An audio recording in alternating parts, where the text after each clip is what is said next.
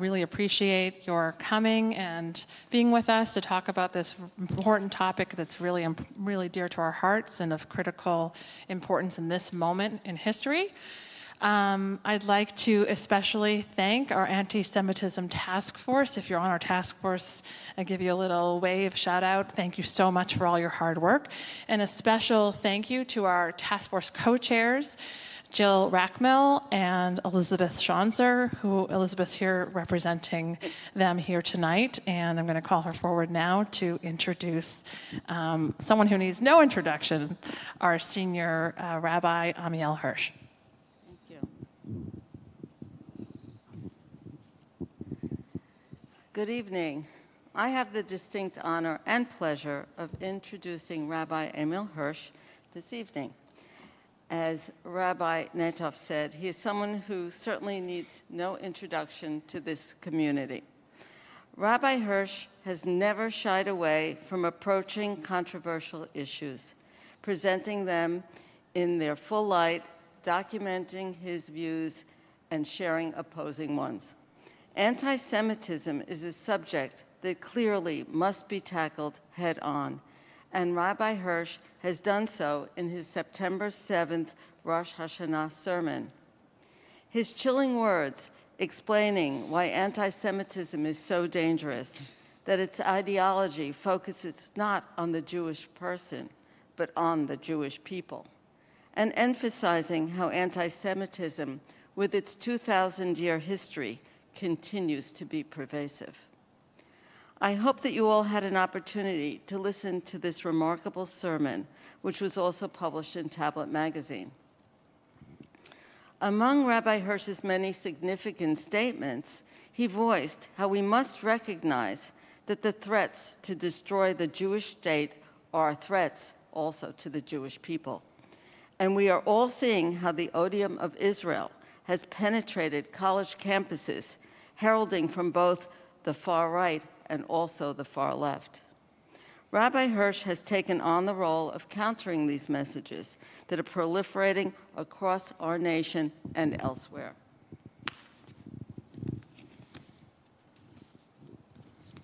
The speech opened with a very impactful story of Hungarian Holocaust survivors with graphic details illustrating real-life events of them being sent to their slaughter, acts stemming from the hatred of the Jewish people.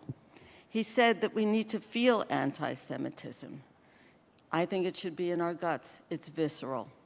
Perhaps many of us do. As a child of Holocaust survivors from Poland, I couldn't agree with him more. My mother-in-law was only a teenager when she and other members of her family were taken to Auschwitz on a 1944 transport of Hungarian Jews. She and an aunt were the only ones who survived of those relatives.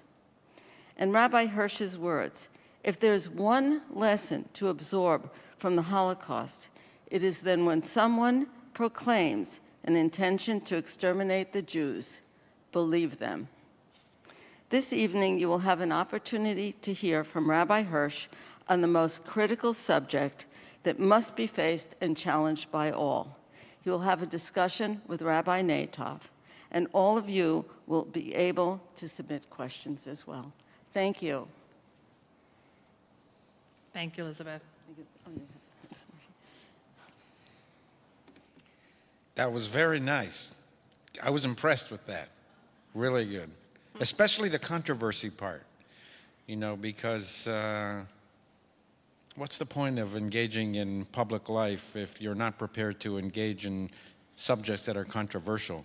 And at the end of the day, any introduction of some new idea or new policy is bound to be controversial, especially if it's important. But over time, if it's accepted, it's not controversial anymore. It's broadly accepted. But any important idea, including the idea of America, was controversial when it was first introduced. So that's why the rabbis say, Kol machloket shehi l'shem shamayim sofa lehitkayem, which means any controversy that's for the sake of heaven, i.e. for the sake of truth and coming closer to understanding is blessed and destined to endure. So that's good. I'm glad that you highlighted that I'm not afraid of controversy. To the contrary, it's not simply to seek out controversy for its own sake, but if something is important enough, it's bound to be controversial.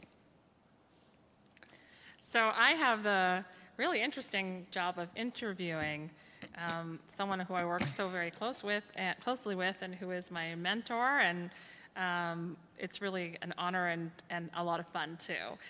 The questions that I'm going to ask you are ones that have been put together by a number of people, whether it's our co-chairs or people who submitted questions, and even some staff questions for you. So the first one I'm going to start with is from one of our co-chairs of our Anti-Semitism Task Force, who writes that when she once asked you how long it takes to write a high holiday sermon, that you responded that it takes an entire year, and that in explaining your process, you said that even walking through Central Park, you're gathering string for what will ultimately become the sermon that you deliver. She would like you to describe your process in general, and then specifically on this one, why this topic and why now. Well, you recognize that process of writing too, right? Absolutely. Yeah, I mean, it's anybody who writes actually for a living is constantly thinking of new ideas and kind of jotting them down or something. Actually, it's more precise to say it takes, how long does it take to write a sermon? Well, the High Holy Day sermons take me all summer, which in turn, you know, when we finish the High Holy Days, I open up a new file and throw stuff in there from day one. But really, it takes, what I say to people, they ask me, how long did it take you to write this Devar Torah on Shabbat? I say to them, well, it took about 2 days and 33 years, because that's what it is. So. But what I was interested in doing on the holidays, first of all, was to try and introduce the topic of anti-Semitism in a different way, not simply list, okay, here's what to define, here's what's anti-Semitic, here's not, here are some of the issues and so on, but to try and bring people into an absorbing emotional experience. Because one of the key points, I think, for us is to allow people access into the emotions to feel anti-Semitism. And I came across the story of this Holocaust survivor, which I had not heard of before, which was surprising to me after I learned about him. And I thought that this would allow for an emotional framework so that people could enter into this framework and then try and identify some of the same phenomena that we're living through today. And so I was very taken by this man, Rudolf Verba, who he himself was Slovakian, but his book was about escaping from Auschwitz to try and save Hungarian Jewry. And so I was really taken by that story. Maybe I'll say a little bit about his wife, who, I don't know if she's online now or not, but, you know, I obviously had never met Rudolf Verba, who was a great hero and one of the few people ever to escape from Auschwitz. And he said he wanted to escape for two reasons. The first was, like everybody else, he was interested in self-preservation. But the second reason, and from his perspective, the most compelling historical reason, was he had overheard SS guards talking about preparing for Hungarian Jewry, which was the last Jewish community that was relatively intact in Europe. So he felt an urgency to escape and to warn Hungarian Jewry. And he wrote a book about it, and he gave many, many interviews about it, and I was really taken by him. But I had obviously never met him, But I did as much research as I could about him, and I watched everything that I could online. He had given a interview to Claude Lanzmann in the film Shoah, but it was a condensed version of what eventually ended up to be 4 hours of outtakes for this film. And it's all online, by the way, if you want to take a look at it and you want to view it yourselves. He's just a fascinating individual. But there were aspects of his life that I had obviously not been aware of, and there were some things that I kept in the sermon that I didn't know for sure. Like, for example, what was on his gravestone. But that too was online, and there was a picture of his gravestone online. So I thought, okay, that's good enough. But I wanted to see if I could track down his widow, Robin, because she's also online. And they did at one point an annual get-together of individuals who gathered in Poland and traced the route of the 10-day escape that he had with his colleague Wetzler from Auschwitz to Slovakia. It's really fascinating. And so I had come to know his widow, Robin, a little bit online as well. And I constantly said to myself, I should really track her down somewhere in Vancouver and just ask her about her husband, and she should give me color, and I would ask her a few things about some of the facts that I learned and see whether it's true or not. But one thing led to another. I didn't really have time in the summer, and I never tracked her down. When I gave the sermon, after the sermon, Cantor Singer's colleague contacted him and said, I heard that sermon, and you should know that Robin Verba is my cousin, right?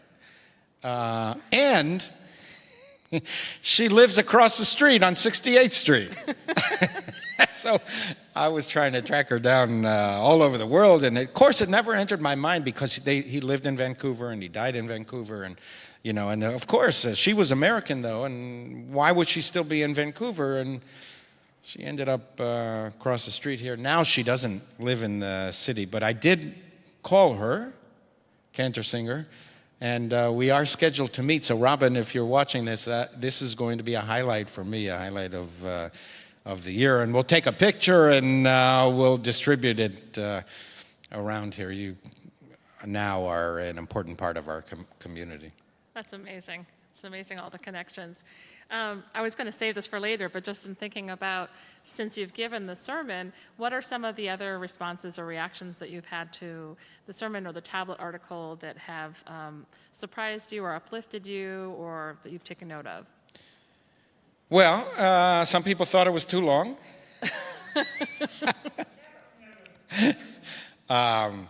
Which is, common reaction for rabbis, especially this rabbi. But, my thinking, it was the longest sermon I ever gave. It was almost an hour. But my thinking was and is often when it comes to the High Holy Days that people shouldn't be out of the synagogue anyway. What else do they have to do? Where are they going to go? To a movie, or like out to dinner, or where are they going to go? So, and in any case, they don't come often enough anyway. So I think they should be absorbed in an experience. Now, just to bore people to deadly death is not actually a good thing for rabbis to do. But I do think it's important. In particular, what I was trying to create was a mood, an emotional experience that you can access. And, even in modern times, to have people, to expect that you can hold people's attention for an hour. We do, after all, we go to theater, and sometimes it's more than an hour before the intermission, And, we go to lectures, and I don't know, some people watch Netflix, and those programs tend to be maybe 45 minutes or something. So in any case, there's drama in being part of an emotional experience that has such emotional resonance, and being able to do it in a sanctuary, in a synagogue, on a high holy day with other people. So that's why I did it. But and you know, that works like everything else. Like any presentation is subjective, and it works for some people, it doesn't work for other people. But I was taken especially by how resonant it was for a lot of people. And people who had a connection with Hungary, for example, who had connections with the Holocaust, or who felt that our experiences in the 20th century can inform what is happening today. A lot of those people were taken by the sermon, and it's actually quite gratifying because it takes an effort to become part of this experience and to enter this emotional experience. So I was also impressed by how many people generally, and Jews specifically, American Jews, are concerned about this phenomenon of anti-Semitism and confused by it as well, because frankly, although there, of course, has always been anti-Semitism in the United States was always unique. It was always different from Europe. There was never state-sponsored anti-Semitism in our country. And while, of course, there were periods in particular, you know, before the 21st century for sure, the latter part of the 20th century, there were frameworks that were discriminatory against Jews, universities and occupations, and people didn't like Jews. There was all of that as well. It was never at the level of European anti-Semitism or, frankly, anti-Semitism in Arab and Muslim countries. And so I believe that it's a very distressing and disturbing time for American Jews, because we're feeling that something has changed in this country. Not that we didn't know that there was always anti-Semitism, but something feels different to us in the brazenness of attacks on Jews, in the outlandishness of some of the attacks on Israel, the Jewish state, in its frequency, in its violence. We're nearing the anniversary of the Tree of Life massacre, and that's a brand new phenomenon that, you know, is deeply, deeply distressing for American Jews who never really experienced this kind of hatred before. So my impression is that much of the American Jewish community has awakened to this phenomenon. It's deeply disturbing. We are not literate in this phenomenon. We're not educated. Part of what I think is important for rabbis, in particular liberal rabbis, is to try and help people understand what constitutes anti-Semitism and what might be legitimate criticism of Israel, or simply disagreement, or, you know, or just somebody who happens not to like the policies of Israel, or even the policies of the American Jewish community, but falls short of hatred, xenophobia, anti-Semitism, and so forth. So I do believe we're in a new era, and it's a disturbing time, but it's also a time that we have to enter with our eyes wide open and know how to identify it and confront it.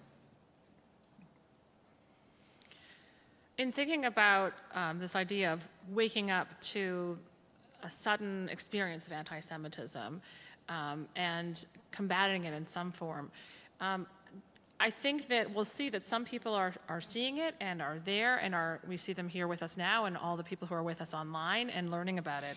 And then there are plenty more who are keeping their eyes closed.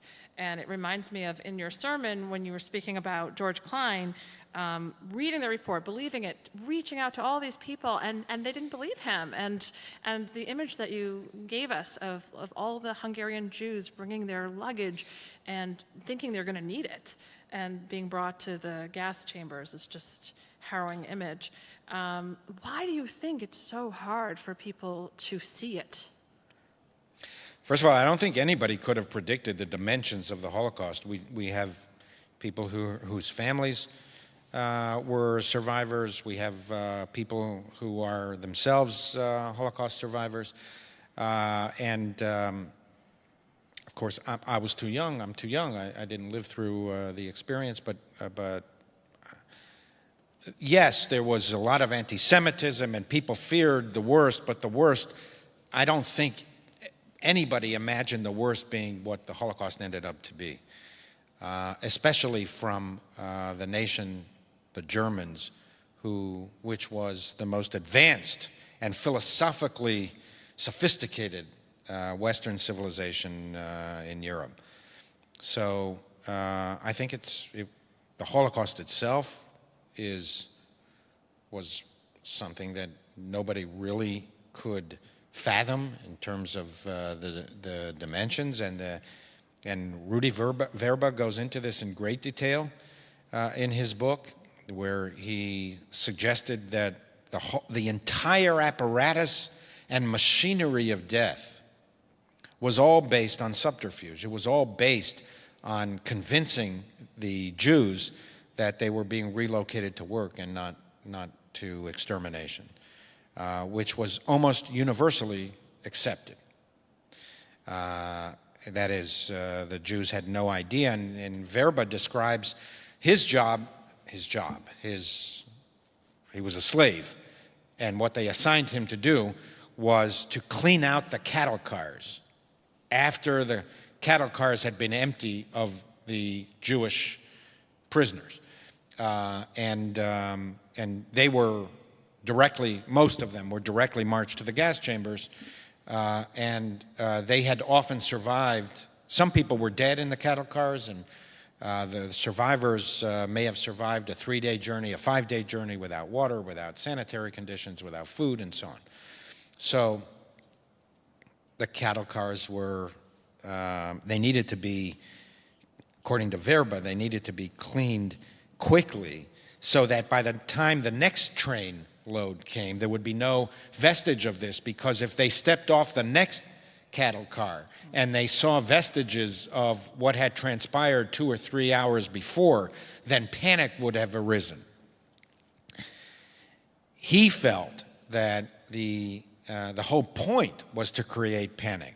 So then that was his great bitterness against the Jewish councils around Europe, and in particular in Hungary, that failed to warn the Jewish community because they were afraid of panicking the Jewish community. And Verba's response was that was the whole point, because he said it was better that they be hunted down like deer than slaughtered like pigs, as they were in the Holocaust. So number one, I think it's hard to fathom.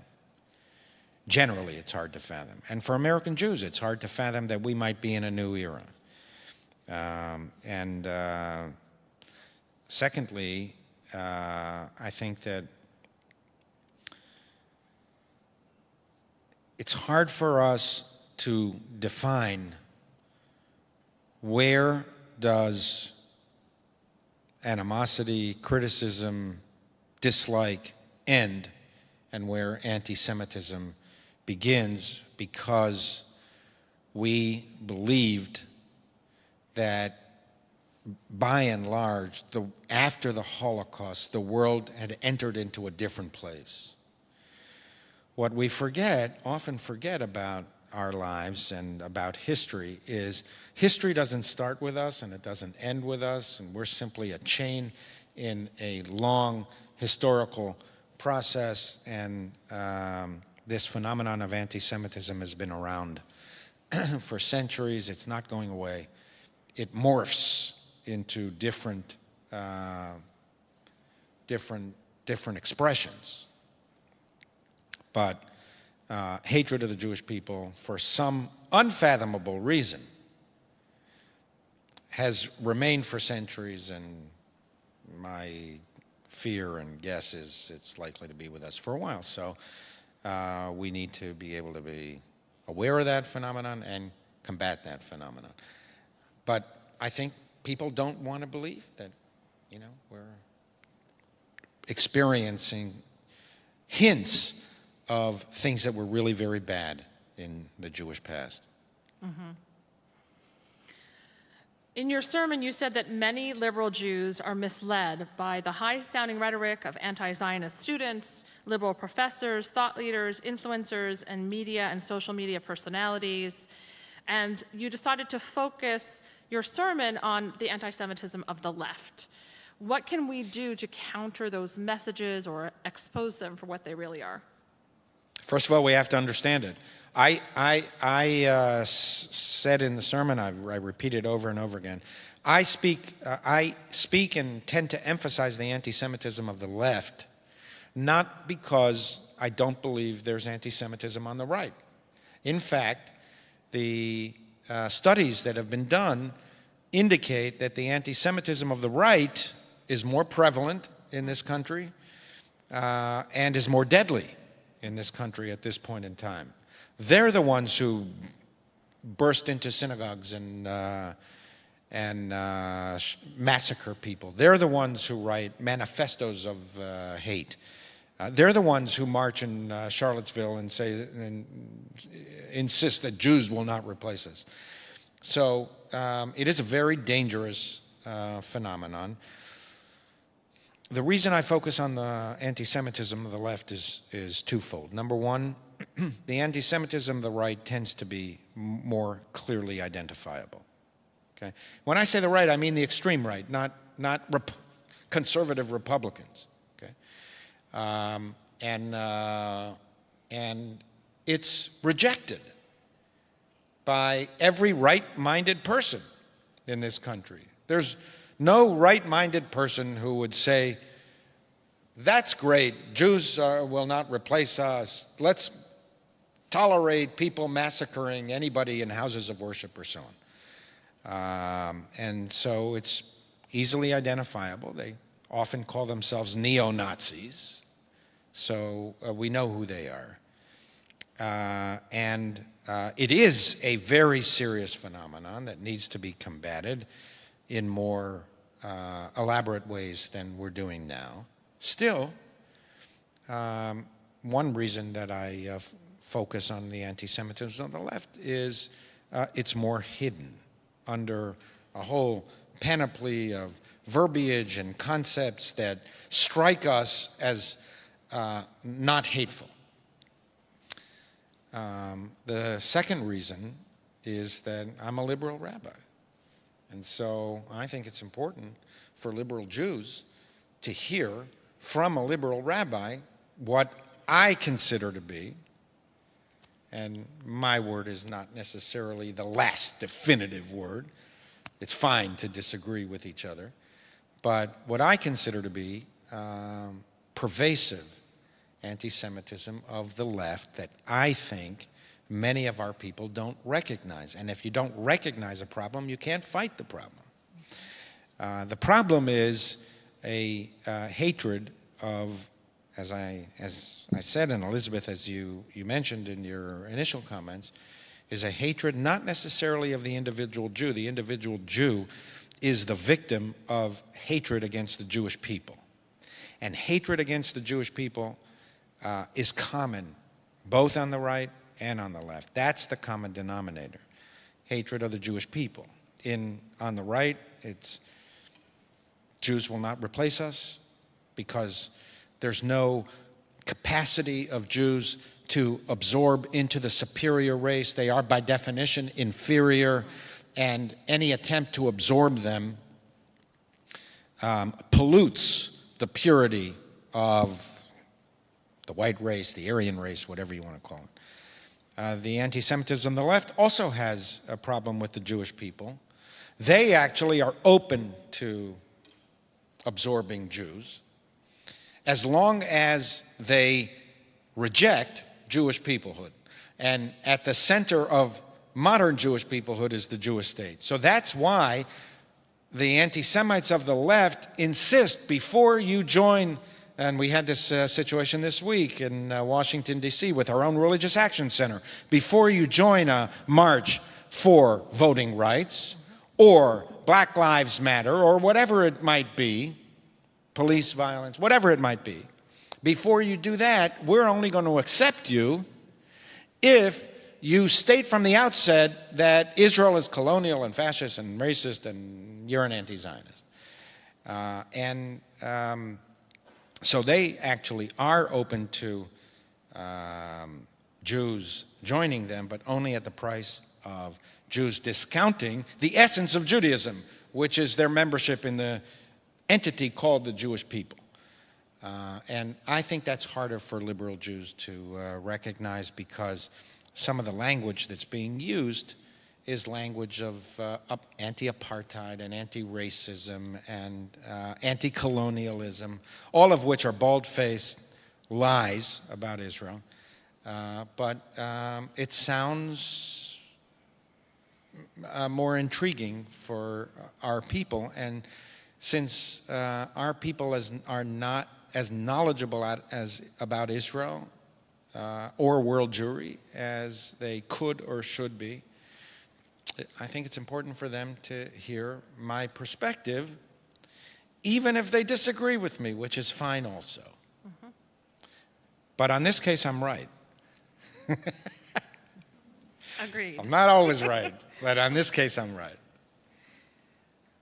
Going more into this subject, we think about last summer and the fighting between Israel and Gaza, and Israel faced such heavy criticism for defending itself, especially on social media where we saw this play out. And we heard things, such as how Israel was committing war crimes, etc. And so for people who, especially for liberal people who support Israel, they found themselves faced with a lot of anti-Zionist fellow Jews, which was a very difficult position to be in. Can you address that or speak to how other liberal Jews should react to such a phenomenon that we're seeing on social media?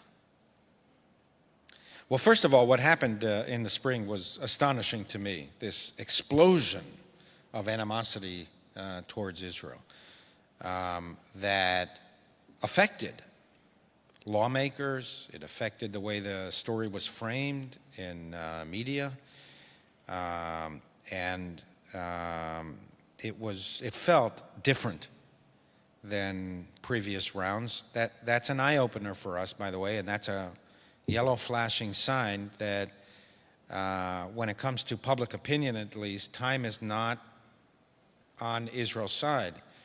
This unresolved crisis, which has moral implications of the unresolved Israeli-Palestinian dispute, is not in Israel's long-term interests. It's harder and harder to convince people of what are the causes of this and why this moral crisis has not been resolved.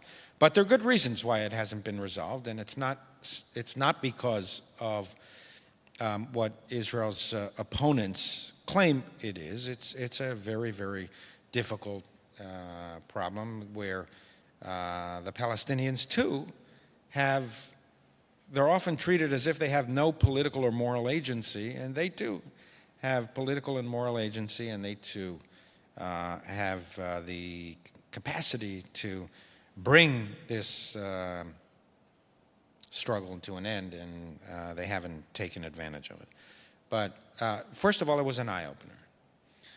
Secondly, this idea that a terrorist, fundamentalist, anti-feminist, anti-gay group could indiscriminately fire thousands of missiles, indiscriminately, on civilians, purposely on civilians. And Western intellectuals and so-called social justice warriors and freedom fighters take the side of these war criminals was really sobering as well. Now, you know, for anybody of conscience, to watch a war on television is a horrible experience. People die in wars, and innocent people die in wars.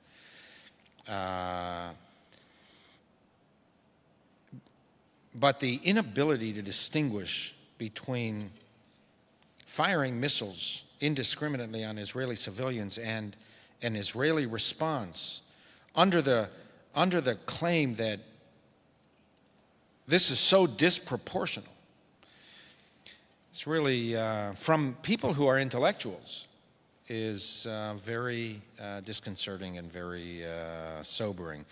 I think part of the reason for that in the Jewish community that we were troubled is, number one, we should be troubled.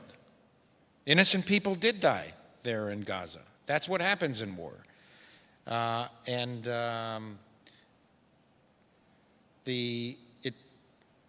would be better if the Israeli-Palestinian dispute would come to an end under amicable solution that's agreed upon by all sides.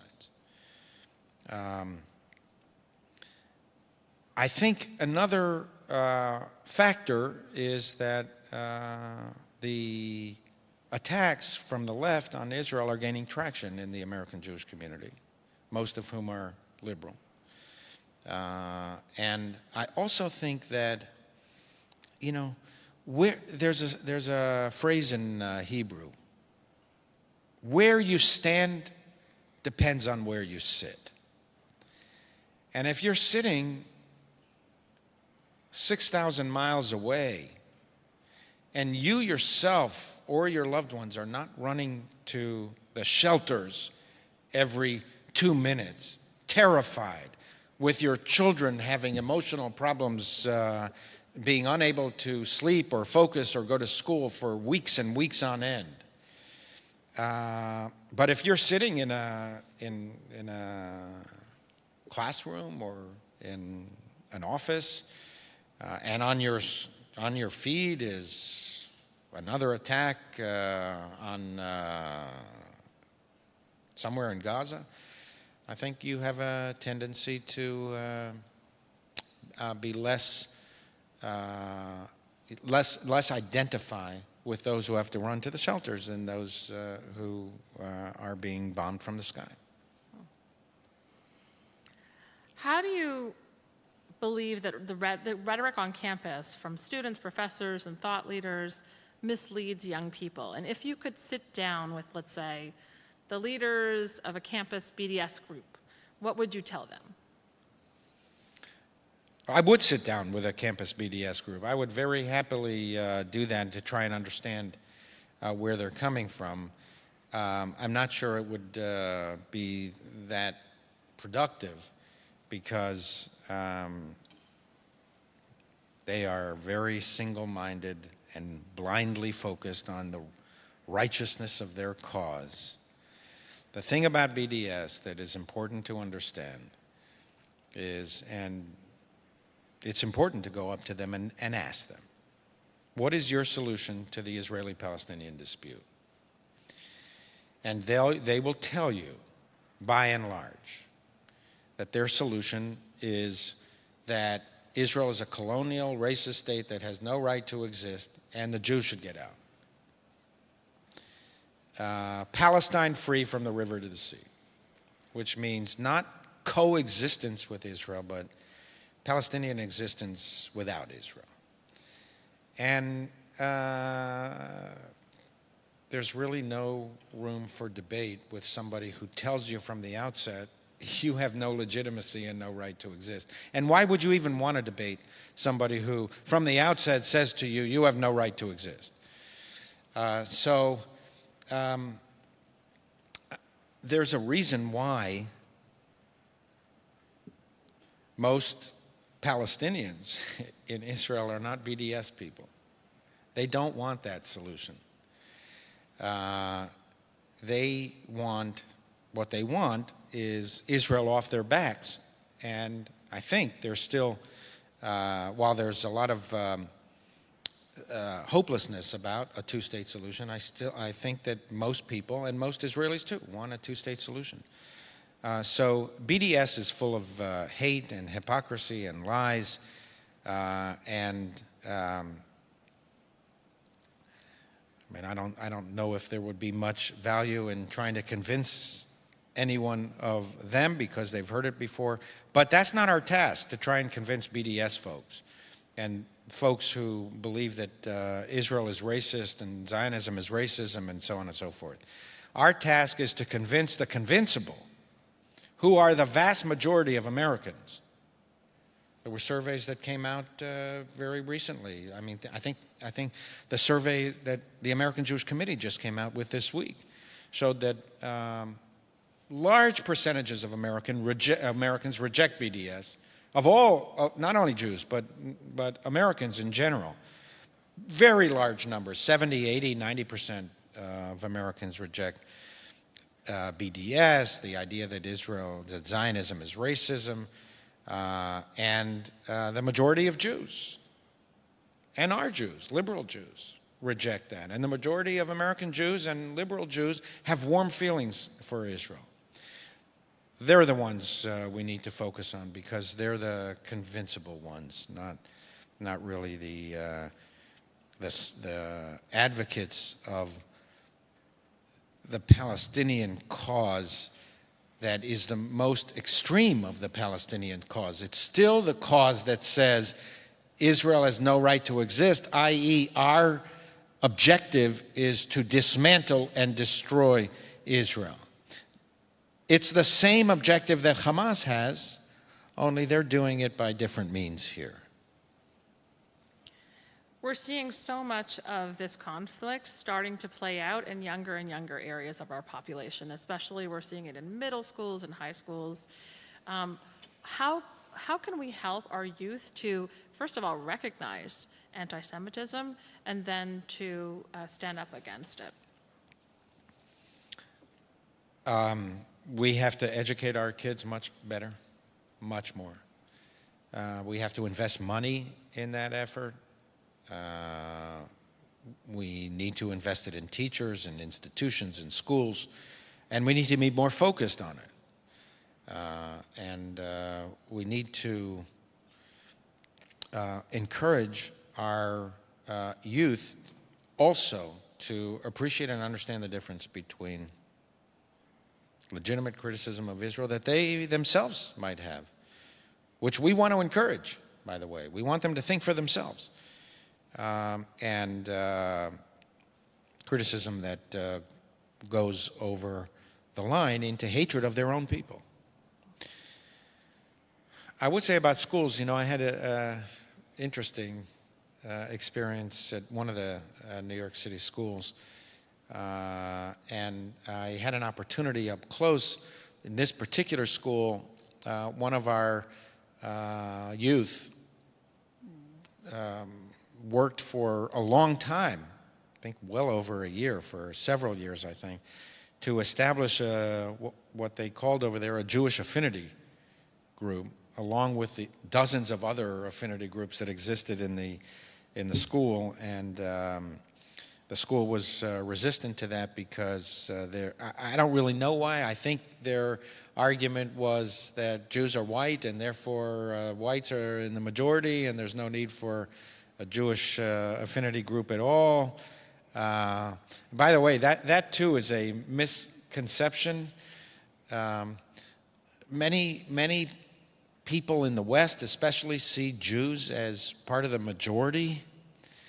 And they look at Israel and they see a majority Jewish population of, say, 75% or so, and 20 to 25% non-Jewish Israeli citizens. But that's not how Jews see ourselves. First of all, Israelis see themselves as 6.5 million Jews surrounded by 400 million Arabs, most of whom want to destroy them, rightly or wrongly. I think most American Jews see ourselves as a small minority in a very large American population. We always see ourselves as a small minority, where there was another survey that said there were 15 million of us. I think there are fewer than 15 million of us, but the sum total number of Jews can fit into one Shanghai neighborhood in the world. I think there's a perception based on ignorance more than anything else that Jews are part of the majority, and Jews see themselves as part of the majority and privileged, and so on and so forth. And so this particular school, didn't particularly want a Jewish affinity group. Eventually, our congregant was able to convince them, and they invited me to speak with the Jewish students, which I did. The administration sent 2 members of the administration to sit with us and mind us and and document everything I said, which was fine. I have no secrets. And then I had a chance also to speak with the upper school as well. And now, I haven't studied this scientifically, and there are people here who have looked into this more carefully than I have. But my impression was that why is this happening now in high schools and even in middle schools? And you and I have had experiences together of congregants who are in middle school and have complained. Number one, I think the culture, the Western society and American culture is moving in this direction for lots and lots of reasons. But also I think that what began on college campuses 20 years ago, 15 years ago, was absorbed by many of the people who are now high school teachers. And they're bringing what they absorbed on campus, animosity towards Jews, or towards what they consider to be Jewish privilege or the Jewish state. They're bringing that perspective and that worldview into the classroom. And it started in high school, and now it's already seeping into middle school. And my impression is, and of course I'm generalizing, obviously it's much more complicated than this, but my impression is that it's not that these teachers who are true ideologues, it's not as if they don't understand what the view of many of the parents is they also consider the parents to be part of the problem, because they are also the product of this mindset that they need to shake the kids from and break the chain of what's causing so much harm here in America and to indigenous populations in the Middle East because of the Jews. So, so much so that in one of the discussions that I had at school, one of the teachers couldn't really contain themselves. And this, of course, is a role model. Teachers are role models for their students. And eventually it was quite embarrassing for the school, but I think that's, and again, I'm not saying that all the teachers are like that, or even most of the teachers, a small minority might be like that, but I think that explains part of it as well. And so it is important, and if there are parents watching us now, it is important to follow what's happening in school and ask your kids who's teaching you, what are they teaching you. Sit in on a class from time to time, in particular if it's remote or if it's recorded or if it has something about what's happening here, and challenge it if you don't think it's right. I got a email last week from somebody in a high school, kid in a high school, who asked me to come to teach a class on the Middle East in their high school track, because the classes that have been taught so far from what he said were so-called neutral sources were so biased against Israel that he finally convinced the administration to allow him to invite somebody who could give this class from a different perspective. Of course, I always say, especially to teenagers, if they ask me to do something, especially on these kind of issues, of course, I always say yes. I haven't yet heard from the administration of the school, but if I do hear from them, I'll do it. But that's what's happening. That's what's happening. So if we want to respond to this, we need to be awake, aware, and committed. As committed as those who are committed to a different ideology. And that's also something I said, by the way, which is really important. I'll emphasize again that in institutions and in polities, even as big a polity as the American polity, the forces that most influence the culture of the institution do not necessarily represent the majority of people. They often represent the most committed group of people who frequently are in the minority, but they're the most organized, they're the most committed, they're the most eloquent, they're the most understanding of what they believe, and the most willing to press the agenda. And so if we want to push back on some of the trends that we're seeing in, say, our kids' schools, then we need to get organized, we need to know what's going on, and we need to collectively push back. It's more effective that way. And I wouldn't assume that you're in the minority. I wouldn't assume that until you are proven that you're in the minority. It's really interesting. When we think about... By the way, one thing, you and I were part of a discussion where this came up with a middle school student in our synagogue, and we found the administration to be quite receptive. Yes. Yeah. It bothered them that they had a student who felt, rightly or wrongly, uncomfortable in her Jewishness, right? And so I wouldn't assume that the schools are resistant necessarily either. They too need to respond to the trends that are happening in the school and in the broader culture. And so everybody needs to be active in this respect. When we're outside of an organized space, such as a school or in a workplace, and people are just experiencing anti-Semitism, we look at the AJC's report that just came out, the state of anti-Semitism in America. And we see that 1 out of 4 American Jews claims to have experienced an attack as a Jew. And we see that 4 out of 10 American Jews have actually talked about changing their behavior because they're afraid of anti-Semitism. And I'm wondering about some of these solutions that you've put forward that are how we could translate those into like a general population, or what we do as adults who are being faced with this now. Yeah. Listen, it's pretty sobering, right? That 4 out of 10 American Jews say that they have altered something about their behavior for fear of anti-Semitism. And that could be not wearing a Jewish star, or not wearing a yarmulke, or that could be refraining from saying something online, or something like that. And I think that's pretty sobering, because we grew up believing that that stuff is not American. That stuff doesn't happen in this country.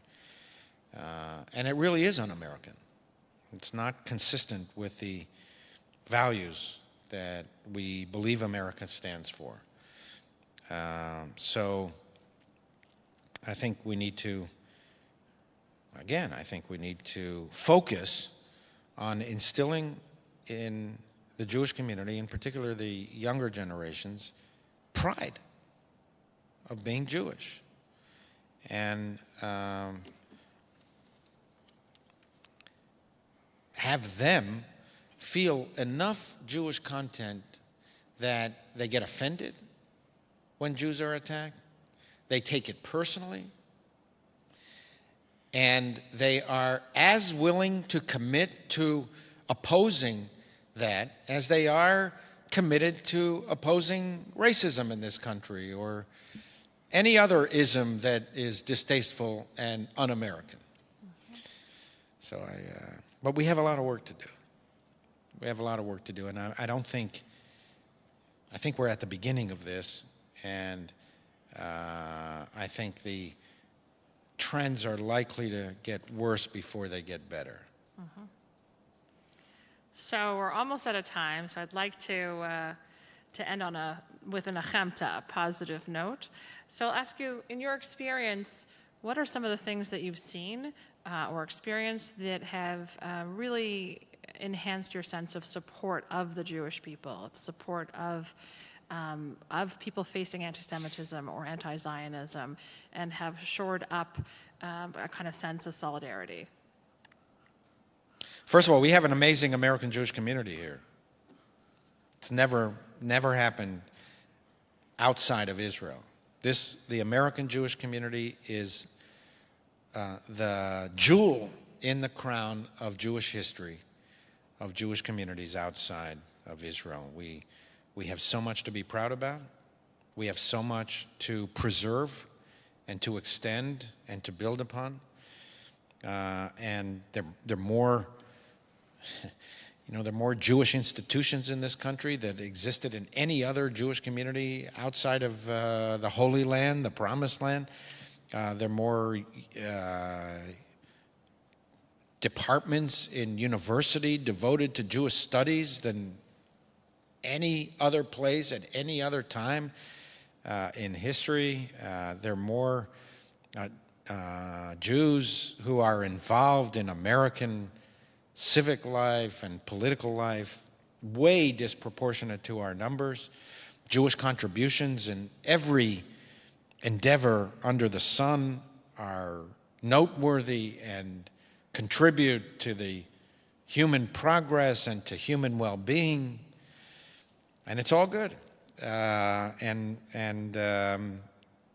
There's no particular reason why we can't build upon that and extend that and leave a Jewish community to the next generation that is stronger and better and more integrated, not only in American life but also in the life of world Jewry.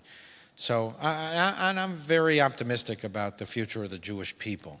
I do think we have a Jewish continuity challenge in American life, Jewish life, but Israel is a miracle of unparalleled biblical proportions.